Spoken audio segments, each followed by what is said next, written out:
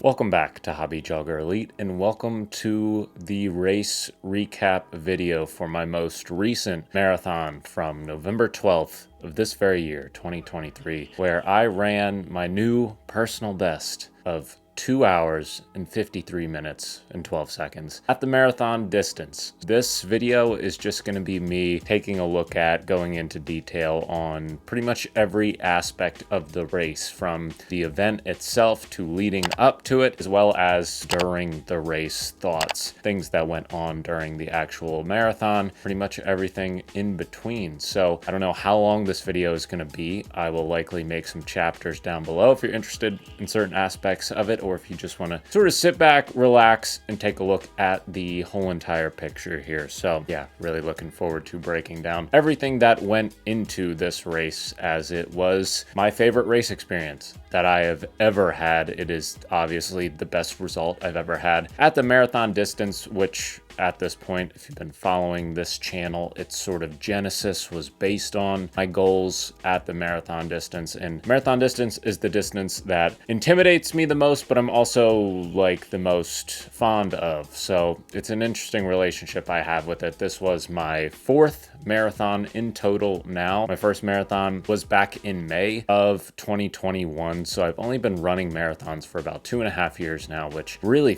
it feels longer than 2.5 years, but definitely puts things into perspective sometimes. But ran 3:15 for my first marathon at the Jim Thorpe Marathon here in Pennsylvania. A few months later at the Coastal Delaware Marathon Running Festival in Rehoboth Beach, Delaware, I ran 3:09. And then the following year, about a full 12 months later, which was just 12 months ago now, in November of 2022, exactly a year ago from the time I am recording this video, I ran 3 hours, 6 minutes, and 6 seconds. And now, a full 12 months later, 2.5 years from my very first marathon, I've run 2:53:12. So a total of about 23 minutes taken off my marathon time in about 2.5 years now. A much bigger leap from my last marathon 1 year ago now, going from 3 hours and 6 minutes down to 2 hours 53.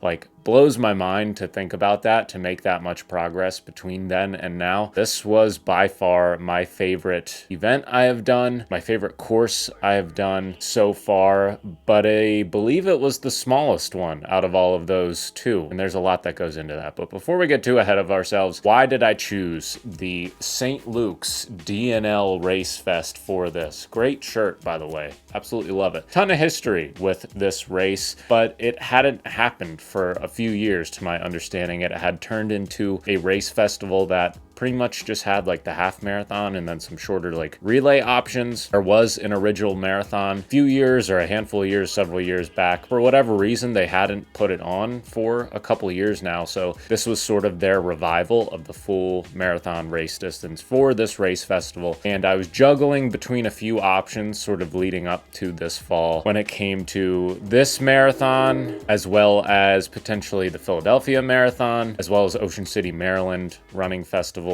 marathon. Pretty much just looking for either like a big city marathon that I hadn't run before that would be attainable because it didn't have like time qualifier restrictions in terms of registration, or a marathon that was like fast and flat. And I ended up choosing this one just because it seemed interesting. There seemed to be some history tied to this race, tied to the DNL sort of canal, the river, the Lehigh River, which this race pretty much takes place on entirely, that DNL trail that runs along the river. And if it's a river trail, if you're familiar with like river trail races, pretty much guarantees that it's flat because rivers are taking place primarily on flat land. You know, there might be some undulations here and there, but for the most part, this was a flat, fast opportunity for me to take a stab at qualifying for some races I wanted to do, like Chicago, like Boston, and that was one of the motivators for choosing this race. Location-wise too, you know, under an hour and a half from my house, so it wouldn't be too incredibly difficult to get to set up like accommodations for our hotel, that kind of stuff. So really happy I ended up choosing this one. It is by far the smallest marathon I have ever completed. There were just over 200 people who finished. So not a ton of people to run with, not a ton of people who signed up for the full marathon distance. There were a lot of people for the half marathon, but sort of knew, as indicated by the number of people who registered for the marathon, that this would be pretty much like a solo effort the whole way, that it would probably be like an individual time trial type of experience, which can seem really intimidating for a lot of people going into it. But for whatever reason, I tend to do all right, like running alone. I train alone entirely. I do all my long runs, all my workouts by myself. So didn't feel too nervous about that going into it. Beyond choosing this race, leading up to it, I felt like I put together my best training block I've ever had. I had my best long run workouts, best workouts in general, strung together, about 17 or 18 weeks of incredibly consistent, solid training, albeit the one tune-up race I scheduled was canceled. So a lot of people like tune-up races. I see them as a great opportunity to get that like race day experience, but I wasn't necessarily upset at mine getting canceled because it sort of eliminated potential risk. Huge effort in the middle of a pretty big training block itself can present some additional injury risks, whatever it might be, and just sort of being able to just consistently train seemed really beneficial for me. So I didn't mind not having a tune-up race. Definitely want to have a tune-up race for my next marathon, but not having one this time around didn't seem to hurt me in the end. So as things wound down, we approached race day. Day before, checked into our hotel, was just a very, very short drive, like a 5-6 minute drive from the start line. So getting there after a good night's sleep, I usually sleep terribly the night before the marathon. This was easily the best I ever slept the night before a race. For whatever reason, I wasn't all that anxious, all that nervous. I was excited, but not to the point where it was like keeping me up overnight. So I was really happy. I got a solid night's sleep. Had the same breakfast I usually have, 3 pieces of white bread, white toast with some peanut butter, some honey. Had 2 servings of Tailwind electrolytes. Had all of that around 3 hours before the race. So I woke up a little bit before 5 a.m. Race started at 8 a.m. and I had all of that food like right before the race, along with a cup of coffee. So had a little bit of caffeine, plenty of carbs, plenty of sodium in my system, and got to the start line. Event organizers were already there. Everything was up, everything was situated. Got there over an hour before the race actually began. We got to wait in the PP&L Center, which is like the big stadium in Allentown. So we had a warm place to sit before the race actually started, which was really nice because in the past I have just stood out in the cold during these November marathons and like shivered away a lot of energy before the race even began. I do have to say the toilet situation was pretty abominable because they only had one bathroom for everybody opened, and it was not great. There were very long lines. I thought there were going to be porta potties there, which when you see absolutely no porta potties near the start line of your race, it's like immediate panic, and I'm sure everybody can relate to that when it comes to races. So my one recommendation for this race fest would be get some porta potties outside of that start line area because people were panicking. Every single stall was filled. Usually you don't see incredibly long lines at some of these smaller races because there's just enough toilets to accommodate everybody before the race. There, even at this point, for a marathon that only had 200 people running in it, there was not enough, and they only had one bathroom open. So I wouldn't have gotten there as early as I did and gotten all my business out of the way early. I would have been freaking out and panicking, and it wouldn't have shocked me if people didn't get to the start line in time because of those bathroom situations. But after staying in that warm enclosed space with my fiance Lauren, also had my sister, my mom, and my dad there along, and it was awesome to have all of them there to support me. We were just sort of hanging out before the race. Again, didn't feel nervous, even in like the minutes leading up to that race, which which I don't know why I didn't feel nervous. I think a lot of it had to do with the really solid training I had put together, where nothing felt too imposing about what I was going to go and try to do. But took my first gel, a Huma Plus gel, which are about 21 to 23 grams of carbs, depending on the flavor you take, over 200 milligrams of sodium,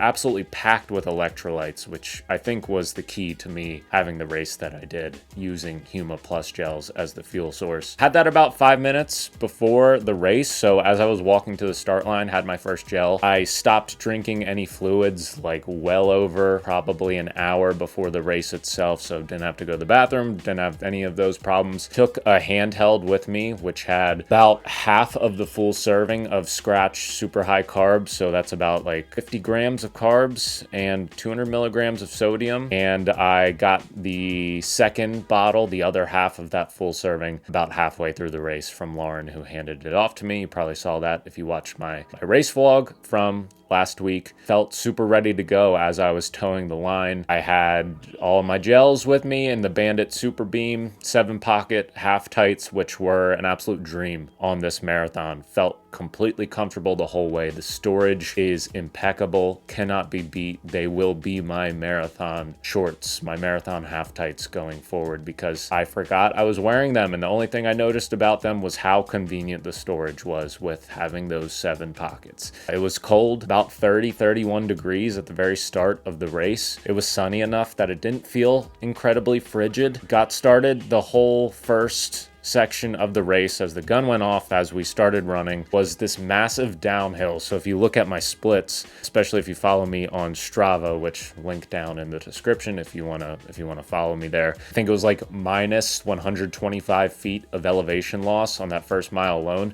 It was just like a straight downhill, which I'm not the fastest downhill runner. Some people absolutely fly downhill, but it kind of makes me nervous running downhill that steep, and it sort of forced me to ease into the race. My heart rate did not get high. The perceived rate of effort was super low during that first mile, and I felt absolutely solid going through it. My Strava splits and my Coros splits are a little bit different. I manual split every single mile, and it said I came through the first mile in 6:30 flat. It says my effort pace was like a 7:05, which tells you how steep that downhill was, how we were just rolling downhill and not putting a ton of effort into that first mile. Average heart rate for the first mile, all risk-based, so take it with a grain of salt, was only in the 140s. So solid way to start the race. If you're somebody who likes to be able to ease into the race, like the complete polar opposite of like a New York marathon, for instance, DNL Race Fest, this course is perfect because you're just bombing a downhill for that first mile. Then came through second mile in 6:38. So really, relative to my overall pace,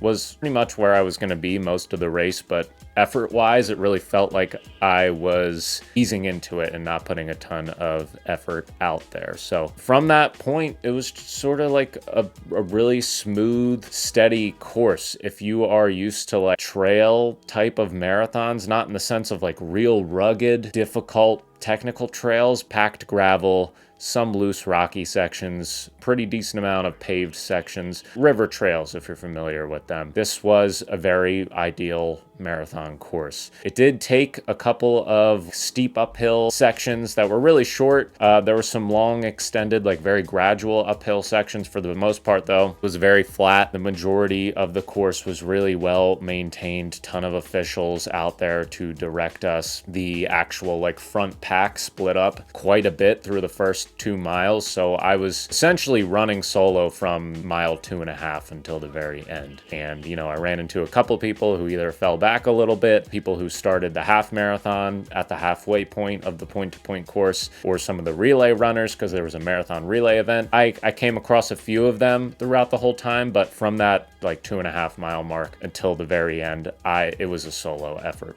It was just me and my thoughts, and we were just rolling. So came through the third mile then in about 6:30, manual split, a couple extra seconds though, so it was closer to like 6:35, 6:36 for that third mile. Came through mile 4 in what my watch said was 6 minutes 28 seconds, and I took my first gel there at mile 4. Technically my second gel. Ended up taking, I think it was 7 gels in total over the course of this whole marathon, including the one I took at the start line. So I took one right before it started, one at mile 4, one at mile 8, one at mile 12, one at mile 16, and then shortened my sort of interval periods between taking gels. Took one at mile 19 and a half then, and one at mile 23 because I wanted to be able to stomach a couple closer to the 20 mile mark. So 7 total gels, which again, I think that like massive amount of carbs and electrolytes is what kept me going during this whole race. It was pretty much smooth sailing every single split.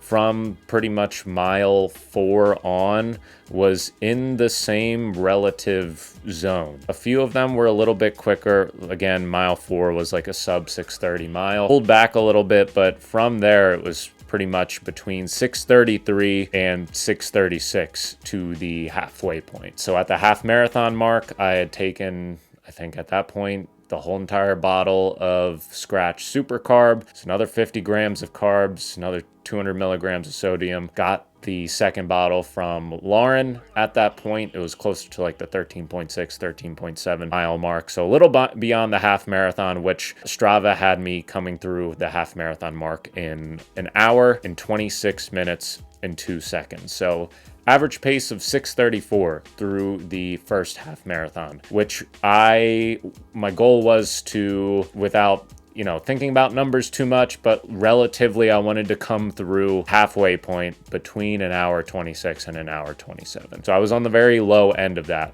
coming through the half marathon in 1:26:02 unofficially according to Strava. So I felt really good at the halfway point. I really hadn't felt like I was putting out a very intense effort through the first half, which was really, really nice. And so much of this marathon took place again on that DNL trail. It was a little before, probably close to like 9.5 miles, where it transitioned from sort of this bob and weave through the part, like the southern portion of like Allentown City area, across the river then, and then like right at mile 10, it was that trail, pretty much like a straight shot along the river almost the whole way there. So really got into a nice rhythm through that first half, and was happy with how I felt coming through the first 13 or so miles. Then after that, it was really just like steady sailing, and I didn't expect to feel as good as I did after the halfway point as miles kept going by. My real objective when I hit the halfway point was to get to mile 20 and reassess, and thought to myself, okay, every bit of fuel is sitting well at this point, not having any discomfort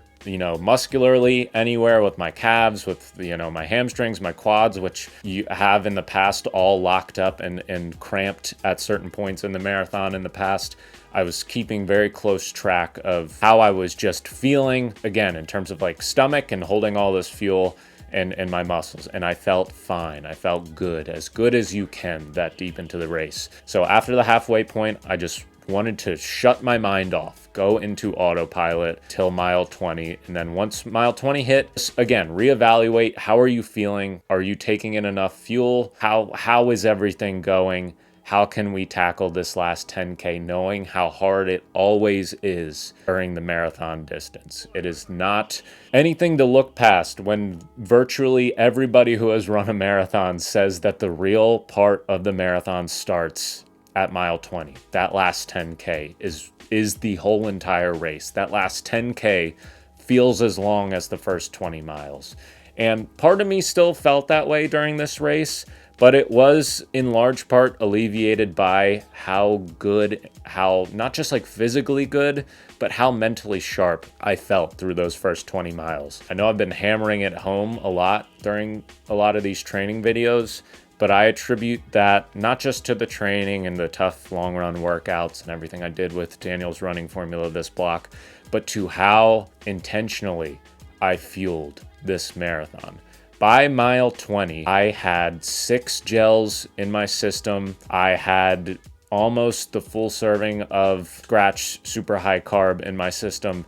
I had so many grams of carbs and sodium and fluids running through me that my muscles, they felt fine. They felt perfectly fine. For being at mile 20, they felt as good as I could have anticipated them feeling. So I was still running sub 640 miles at mile 20, which I have never done in the marathon. The longest I've ever lasted at the pace I had set out as my goal was like right up to mile 20, and then I would just absolutely fall off a cliff. This was the best I ever felt. I didn't even know how to like contain my excitement, my happiness. I didn't know how to grapple with that comfort I felt at mile 20.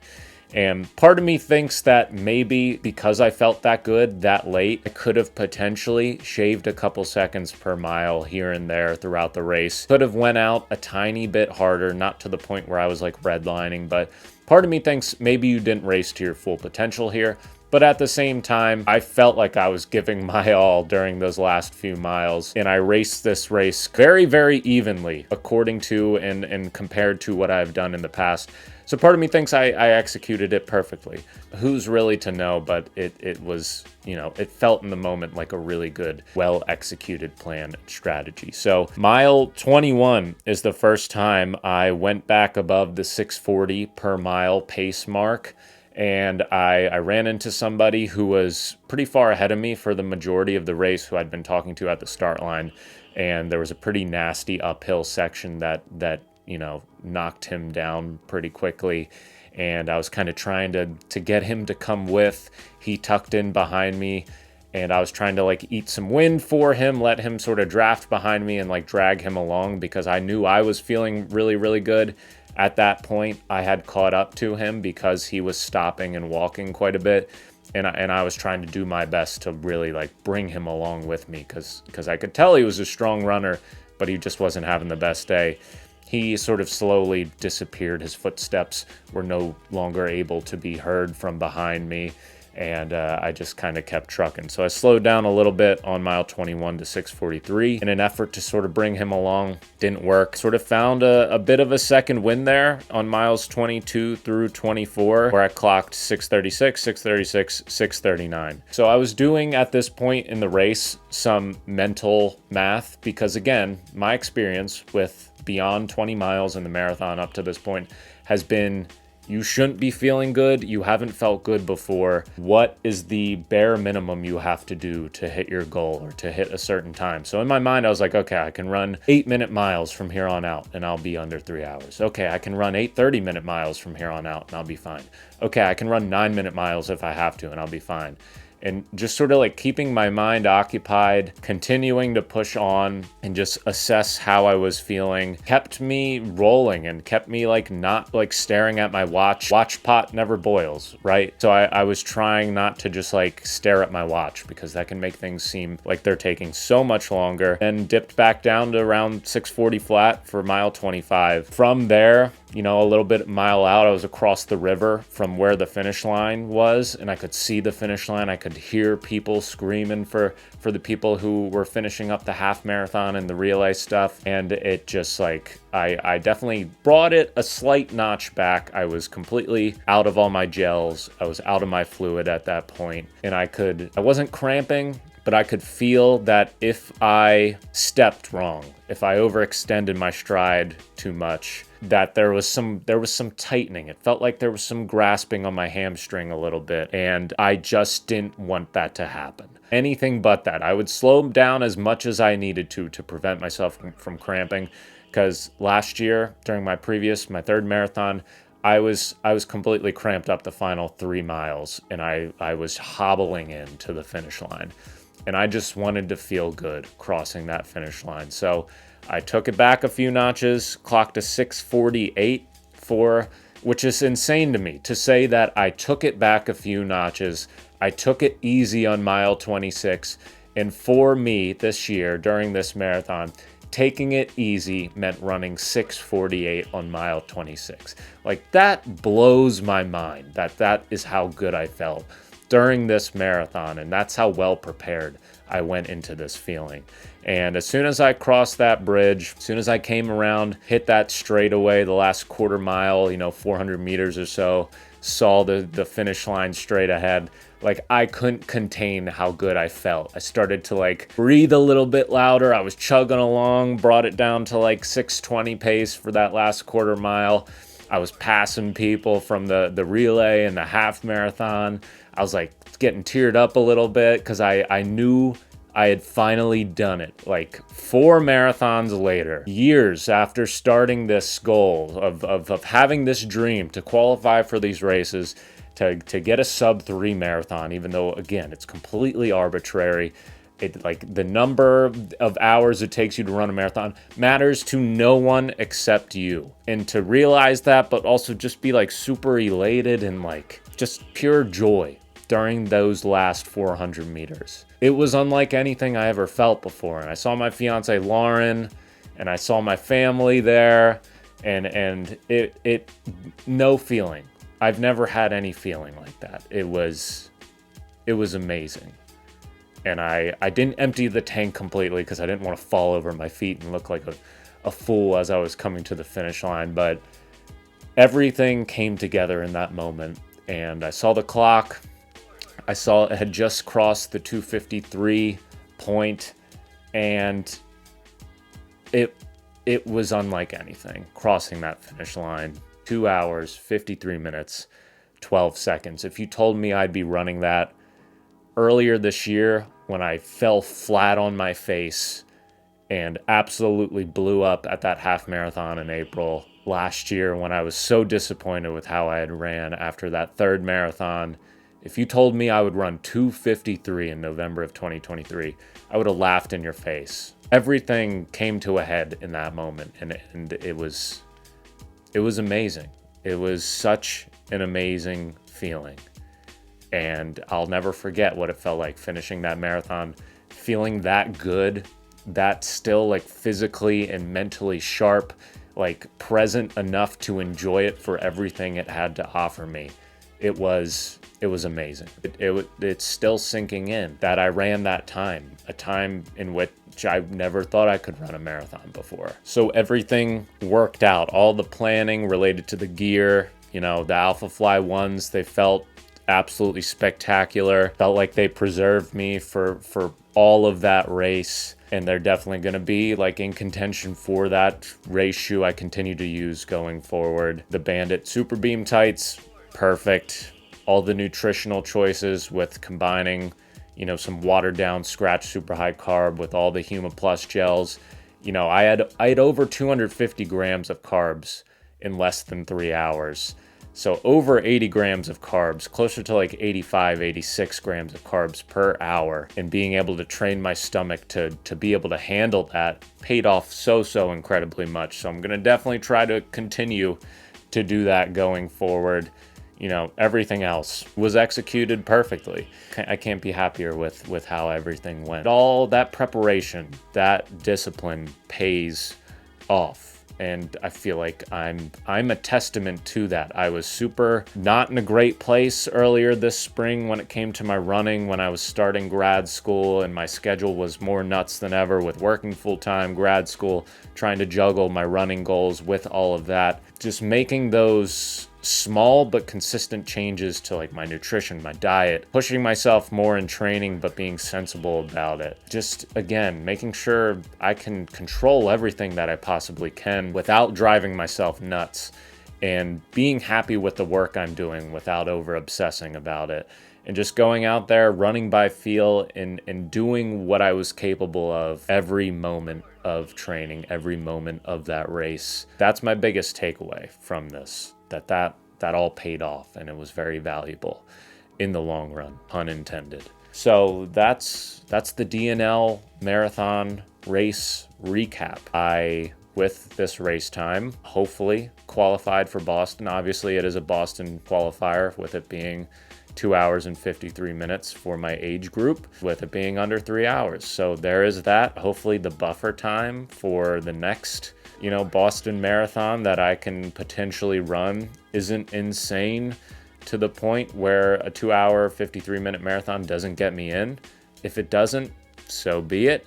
But one of my biggest sort of like long shot dreams since I started running back when I learned what the Boston Marathon even was when I was in college. I've qualified for it. I've accomplished that dream. Hopefully I get to run that at some point. The closest it would be, obviously, is 2025. In terms of my next closest marathon, I don't know what that's going to be yet. I think I do plan on running a spring marathon in 2024. It will likely be in March if I do end up choosing one. And in between now and then, I'm just going to kind of, rest up and make sure everything is feeling good, make sure any aches and pains that may have come about from this marathon, which I felt totally good for, are not present, so we can continue to move forward. And then for fall of 2024, I am officially registered for and running the Chicago 2024 Marathon. So next fall, at the very least, we will have a build-up to Chicago 2024. And yeah, probably going to run another marathon this spring. But this was the marathon of my life. It went as well as I could have dreamed for it to. Everything about it was perfect. And I can't thank everyone involved with it and all of you enough for all of the support over these past months and since you came across the Hobby Jogger Elite channel. So we're going to continue to try to hobby jog at an elite level, as elite as we can be. Here's to more miles, more great races in the near future. We'll catch up soon. This has been the Marathon 2023 race recap. Peace.